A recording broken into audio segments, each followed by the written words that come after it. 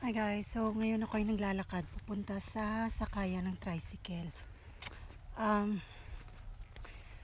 I am going to...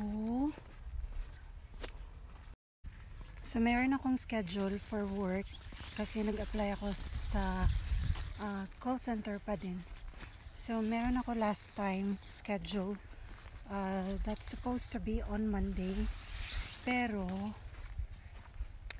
hindi ako pumunta.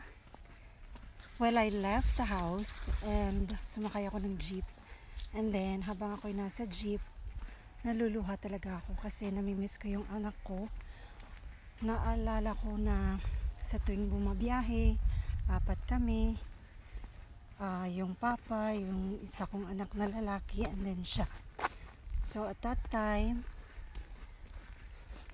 naalala ko siya kasi nga, it was the same time na nawala siya.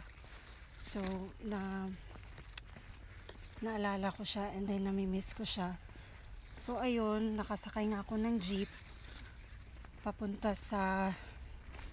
Magta-transfer na sana ako ng jeep papunta dun sa company. Pero, umuwi ako. So, ayun, hindi ako nakatuloy sa pag-apply. So, today,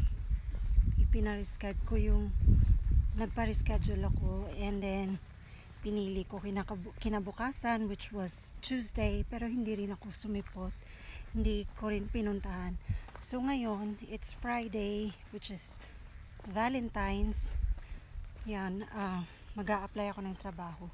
Isa to sa naisip kong paraan na para malibang ako, para hindi ko masyadong maisip yung baby ko. Kasi kung buong araw ako sa bahay, tapos marami akong bakanting oras, talagang maiisip ko siya.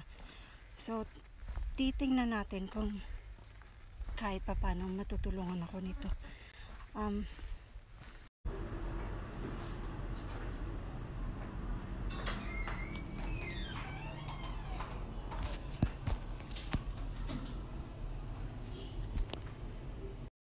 Hi guys, so papauwi na ako.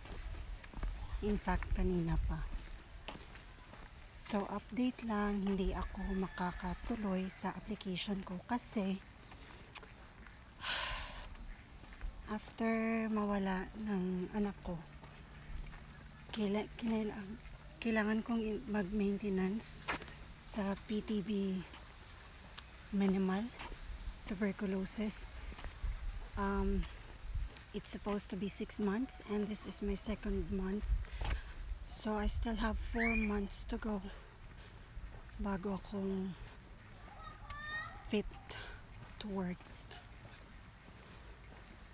Well, I guess I have to stay home for a little bit more. Yan lang.